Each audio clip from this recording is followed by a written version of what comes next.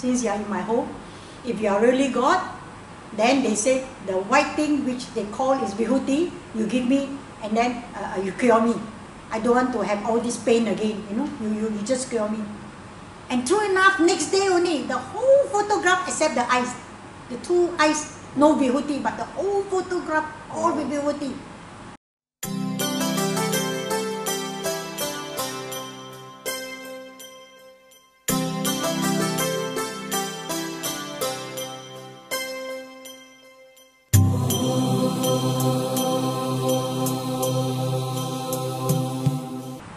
Could you share with us your rich experience into when and how you first connected with Baba? Share with us from the very beginning. It happened in the 1989 because I have a very serious operation, which was the ruptured ovaries. My friend, who is a Sai Baba devotee from Singapore, Brother Chong Aman. Actually, he's my mentor. You know, he's the one who led me to Sai Baba. After knowing about my operation and the seriousness of it, and it was on November 23rd, 1989. When he flew in, he says, "Can you all take me to a center, a Sai Baba center in Gulugok?"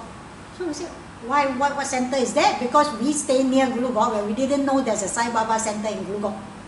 You know. So after that, we took him there, but I was really shocked because majority are Indians and the crowd spread until the road. I think maybe 200-300 people, they were all singing and clapping and all that, you know. So I asked, well, what is this?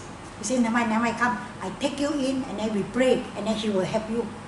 Then when we approached the center, which was Gulugok Center, I saw a big photo of Baba in the center, but with his hair like that.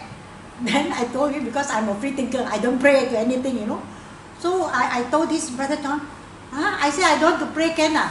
He says, no, he's a God, he will help you. You know, since you have this problem, he will cure you and help you. I said, I don't want because I said, his hair like looks like those Stevie Wonders and all that gang, you know. So after that, the next day, we left. But before we left for Taipei, he asked us to go back to the center again. So I went there, and then they took me to the puja room, and they asked me to kneel down and pray. He said, you ask in your heart. You know, just ask in your heart what you want and how you want him to help you. I remember Brother Tankaraj was standing beside me. You know, then he just tell me, he says, you pray from your heart. You just tell to Baba from your heart what you want. And then he's a God, he will help you, you know. So I kneel down, but in my heart I say, this man beside me, he said, you are a God. He says, you can help me. So okay lah, since they say you can help me, I pray.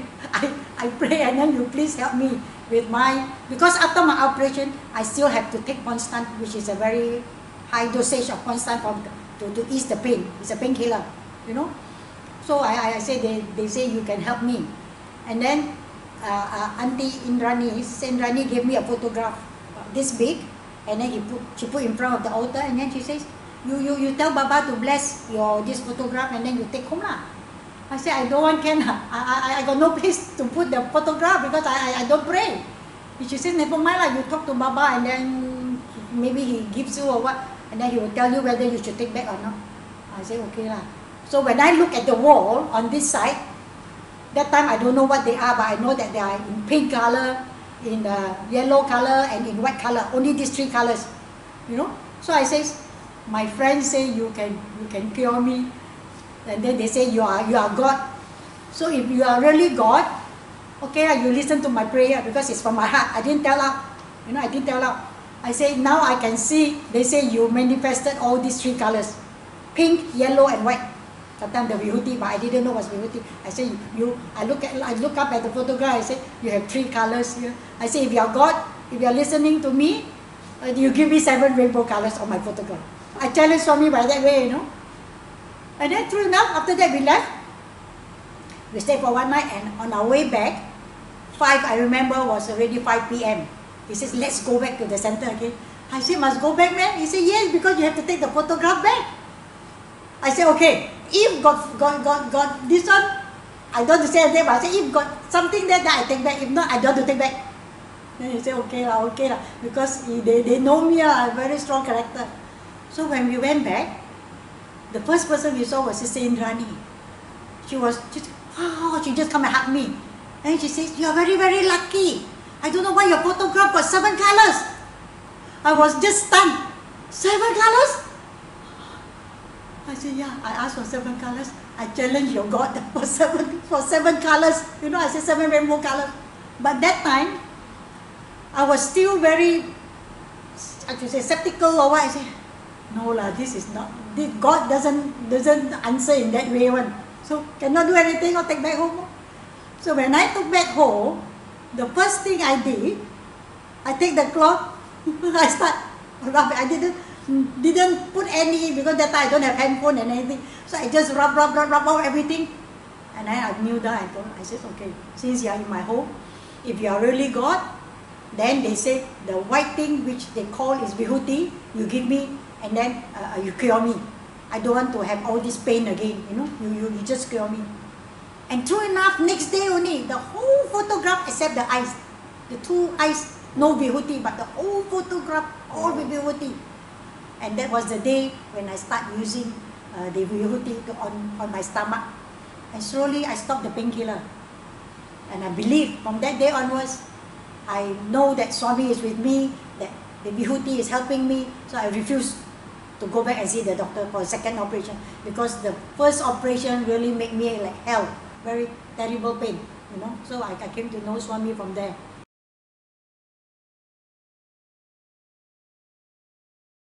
In 1993, I went there for 5 days, and then 1994, February, I went back again, but this time was with the Kuan Yin Contemplative Order people. We call them KYCO in KL. That time, their Sifu Tony Wong was telling all these people that in this lifetime, you must at least go to see a living God once. And he's in India. On the 4th day, we left for Tirupati, the 7 hills, Tirupati, to pray to Lord Venkateswari, Lord Balaji, the money God. Everybody wants money. Yeah. So we went there, but the miracle that Swami gave us on that time was when on stepping, because we have to go up 7 hills before we could reach that golden shrine. But upon stepping onto that place, on the steps that we were going in, we could suddenly hear Om Mani Padme Om chanting. So we were all very shocked. I said, why Om Mani Padme Om? He's supposed to be an Indian god, you know. So we asked the people around there. I said, what is this mantra? Oh, they said it's Gopal, Lord Govinda and all that, you know. Huh? We said, but we heard Om Mani Padme Om. So everybody was very shocked. But anyway, we just walk queue, and then we went in. And then another miracle that Swami gave us was when we went in, it seemed, many people say, when you go into the shrine, before you could even put your hands to pray, the Sevadas will move you off, because the queue is very, very long. Sometimes you have to queue 12 to 14 hours before you can go in. You know, but with our Om Sai Ram, before we went in within 2 hours. And then the main priest was there, and then he says, you and your group, after this place, you can go and do half an hour meditation beside the temple. So all of us, after walking in, we sat there half an hour, did our meditation, did our chanting and all that, and then we went off. And then upon reaching Puttapati, there was already night, but next morning when we went for the darshan, everybody was, you know, in the group and all that. That time, after the morning darshan, I told my people, hey, there's one thing that we can still do in Puttapati. And I think this will be a very, very good experience for us. They say, where will you take us there? I said, let's go to super specialist hospital. And then all of us go and donate blood. Even me, myself, first time donating blood. That is the only hospital in the world that has got all people from every country coming to donate blood. And then at 4 p.m. we went back for darshan again, and this time we got our first interview. We got our first interview because Swami walked down, he walked past me, and then to the third person, after me, the third person. I suddenly don't know why I shouted so loud, Swami, I says, if you don't want to give us interview, doesn't matter, but please give this cancer lady, because there was a lawyer who is a cancer patient with me. And then suddenly Swami turned back to me, and then he asked me how many. And now this is also another interesting thing, because 36 of us, but when I was there, three outsiders wanted to join me. He said, please, if you have interview, please take us in. I said, no, because we're 36 already. He says, never mind, you try. Only 3 of them. 2 is from Hong Kong and 1 is Singapore. So when Swami asked how many, I said, 36 plus 3. I told Swami, 36 plus 3. Plus 3? Yeah, Swami, plus 3. I said, but if you say cannot, then it's okay. Then you look at me and say, okay, go. When he said the word go, I just put up my scarf and everybody just rushed there, and I pointed, because 3 of them was men, you know, I pointed 3 like that. I said, because once I point to you, these 3, then you 3 can follow. But they don't have the scarf. And then the Sevada stopped them. Anyway, Swami took us all in. Swami says 39 going, but it really was like so cramped inside. Can you imagine 39 of us? There was one, Talai Meiling from KYCO. He asked Swami one question. He says, Swami, all of us pray to Kuan Yin, and we do our mantras every day, Om Mani Padme Hum. And then you know what Swami says? That's why I gave you the mantra when you were there. And suddenly all of us were so stunned, because that was the mantra that we heard up in Tirupati. And then after that he says, no, don't change your mantras. Continue with what you are comfortable in. So until now they are still with that one, but they do chant Swami's Gayatri mantras and all that. That is the KYCO group. So, but that time Swami gave us 5 of us in that special interview in the other small room. Swami pinpointed me to be first, and he says, very, very bad temper, change. I said, I will change. I told him I will change, you know. And then after that, he talked to Mama Sutomo. So after that, another thing happened was the doctor from Singapore. He's a surgeon, and he does things without people knowing. Only the wife knows about it. He told us that later, because Swami told him, no more drinking when you do operation, because people's life is in your hands, and when you drink, you will have shaky hands. We were all surprised, what was that, you know? But when he came out, he told us that, yeah, only the wife will do 1 pack of whiskey for him every time when he goes for the operation. If not, then he says he can't do, you know. But Swami knows that if you do, then people's life is in your hands. So that time, he was wearing a watch, and Swami asked him to take up the watch, and all of us are sitting there, and Swami just showed us like that first, empty hands. I was sitting in Swami, and I look up like that, you know, and Swami was doing his hands like that, very fast, in a very fast way. The next moment when he pulled, a golden watch came up, and then he gave to that doctor. You saw it with your own eyes? Yes, I saw it with my own eyes, the watch, and it fits him exactly. Without even, because sometimes when you buy this steel watch, you have to take out, but yes, it fits him nicely. And Swami says, wear it when you go to work. He was also one of them who pleaded for me to take him in, you know. So I think maybe he feels that Swami is really helping him, because that was the thing. Because sometimes we do things, we feel that nobody is watching us, but God is watching. I know God is always watching on us. So whatever you do, always remember that God is there.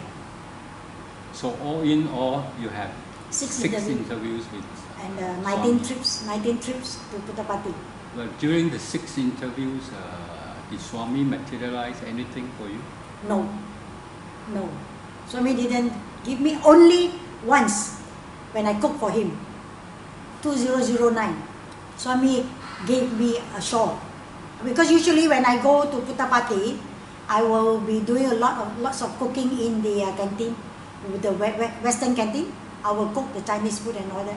And then one day, the Amma there, who is in charge of the food and all that, he says, tomorrow you have to cook for Swami and his guests. I say, what guests is Swami having? Then he says, they are the Tibetan monks. So you have to cook and prepare for 6 Tibetan monks and Swami. So we really cook. And then after the when I took over there, and then Swami asked us to stay, that was in 2009, Chinese New Year. But that time I was having some problem, and I was really very, very down. And Swami gave me a personal interview, and he could even tell me, when you look at people and how people do things, it's something like yin and yang. I was surprised that Swami could tell us, you know, the Chinese yin and yang, the white and the black. Yeah. Swami says, you put that person and see where he has got more blacks or where he has got more white. He says, if you put the black, just a little black, you put them into the white, it will be disappeared and it becomes a little bit gray. And then if you put the white in the black, it just disappeared. It's totally white, totally black. So he says, when people do anything to you, when people make you feel so down, you just put them in that position, the yin and yang, and you will see whether they are more good or where they are more blacks or where there are more whites. Then you just move away. If you feel that there are more whites, then you just move yourself away from them. You know? So, and after that, Swami gave me a shawl, because that time when I worked in the canteen, that was the first time when they sent me to specialist hospital. Because after that, I just collapsed. Luckily, I got Swami's shawl. You collapsed in the kitchen? Yeah, I collapsed in the canteen because not enough workers to cook for 1,004 people. You were too tired? Yeah, too tired because I worked non-stop from morning 4 to midnight 2. And I was just 2 hours rest. So that was the first time I was in specialist hospital, and just one night, and then tomorrow I came back. But I was lucky that I had Swami's shawl with me, because Swami gave me a shawl, he put it for me, and I have been letting many people use that shawl when you are sick or what. I just let you use for a while, and I make sure I take it back, because that's a very, very precious shawl to me, you see. Were you nervous when you prepared food for the living God? Yeah, of course I was, because that time I was wearing a t-shirt with Swami's photograph there, and you know, when you go to the canteen to cook, the sweat is there and all that, you know, and what I do was this way, that way, and my dress was very dirty. But I didn't know that I'm supposed to take the food to Swami's place, to Swami's house. I thought I was only do the cooking. The thing was that I was so dirty. Then the sisters, they all said, we have no time to go back and change. Let's go because we are late. So I thought just to take the food there. But when they asked me to wait outside the dining room, and when Swami called me, the first thing I said, Swami, I'm just sorry because I'm so dirty. And Swami just tell me one word, it's a heart. That is very important. As long as your heart is clean, that is the most important thing. But that was a very, very good experience. And then another thing that Swami says to me during 2009 was, you will have lots of things to do. Until 2010, one day, I was sleeping, taking my afternoon nap, and then suddenly I had a dream. Swami says, come to Prashanti Nilayam immediately. So I woke up from my dream and I said, Swami, why you want me to go to Prashanti immediately? Because I am going already in January for Chinese New Year. And then it's already September. That time was already September when I had that dream, you know. Talk to Swami, I said, Swami, okay, if you want me to go, then if the ticket, I will buy the ticket now.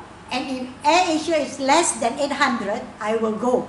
If more than 800, I won't go. So I make the challenge. I said, Swami, if it's less than 800, I will go. Straight away, on my internet. Huh? 7,760. Oh, I don't want. I just take my Sai Darshan book again, and I said, Swami, if you want me to go, you'll give me an indication that I really have to go. I open up the book, page 36. But if now you open page 36, you will not have that message again. It's different message. Because I open up and it says, come to Prashanti Nilayam immediately. Oh my God. I says, okay, 760, and this message here, okay, I buy. So we went on October 19. October 19. Because October 20th, I didn't know that Swami was having the celebration of his Avatar Day. You know, we didn't know that time was celebration there. October 19, but the flight Air Asia delayed by 1 hour. So instead of reaching Bangalore at 5:30, we could only reach at 6:30. And then by the time 6:30, if you want to rush into Puttapati, you know, the gate will be closed and all that, administration also closed, you know. So that time I called my usual driver, Gopal, and then he was there. I said, Gopal, quick, go in. Because that time each of us carry 30 kilos. We just backpack our clothes and 30 kilos of things each for the canteen. Because I said, let's go and work in the canteen. Maybe Baba wants us to work in the canteen, you know. So they said, okay, we carried the things. Also, each of us took in 30 kgs. And then, we know we are late already, but I told this driver to go quickly. But he really rushed. He said, Auntie, no time already, no time. I said, never mind, try, you know. But upon reaching specialist hospital, suddenly he stopped. He said, no, Swami there, Swami. Huh? Swami, stop. We went down, we really looked and kneeled down. And then Swami in the car, he just passed by. And then he just do like that and smile. He just put his hand and then smile at us, you know. Then I told my two girls, never mind lah. Ay, Baba already seen us, enough already. Chokong lah. I said, chokong lah. We were supposed to be there for 9 days. So chokong lah, like that, you know. So we went in. The guard stopped us because he says, registration closed. You cannot go in. I said, can you phone into the canteen and tell the canteen I brought 90 kilos of things for the canteen. I will come out after that. I know there's no more room. I will stay outside, you know. But it was so naughty of me. So upon passing the North Indian canteen, I told Gopal to stop. I said, can you stop? He said, why? I want to go to the office, the administrative, the accommodation office. He said, close already, auntie, close already. 8:37, close, cannot. I said, never mind, go lah. He said, okay. So he drove me there, and I went straight in. And one man, I think he's a from Delhi or something like that, very tall Indian Hindu man, you know, very tall with white hair and all that. He was standing there. I said, sir, Sairam, I know I'm late. And the next word he told me was what, you know? I don't know what made me wait for you so long. You wait for me? I told you wait for me? Yes. Then he passed the key to me. I said, I have a room? He said, yes. Go. Then I want to give my passport because when we go, we have to register. He said, no need passport. Then I want to take the money because that time was Malaysia, about 6 ringgit per room. I want to take the Indian rupees to give it to him. He says, no need money. Go. Swami give it to you free. Three of us was just stunned and our tears just went down because we work in the canteen, so we got special lanes to go in for darshan. We don't have to go so early to queue. It was a really cool one hall, right? So we don't have to go so early to queue. We just went in by the back. But the Sevada put me in front where Swami, even when Swami comes out or when Swami goes in, he will see us at the Sevada place, you know. So put me there, and then some Langkawi people was with us, helping me in the canteen also. So if I'm not mistaken, 16 of us all lined up behind me. So when Swami came out, his face was really very, very fierce looking, you know. He just looked at me, never say anything, then just walk past and then just go to his place, you know. And then after Arati, when he walked back, he was on wheelchair at that time. When he came back, Swami from there and walked straight to us. And I was just putting my hands like that and looking at Swami. I was very scared because just now when he looked at me was very fierce. So I don't know what I've done wrong. That I know this time I'm going to get some scolding. If not, I won't be there. Then he came in front of me. I was kneeling down, and then he took this hand. Here, he just put a tap on me for 3 times on my ear. He didn't say anything. But he was smiling already this time. I just couldn't, no words that I could describe. I couldn't say anything. You know, I was just stunned. And then he moved off.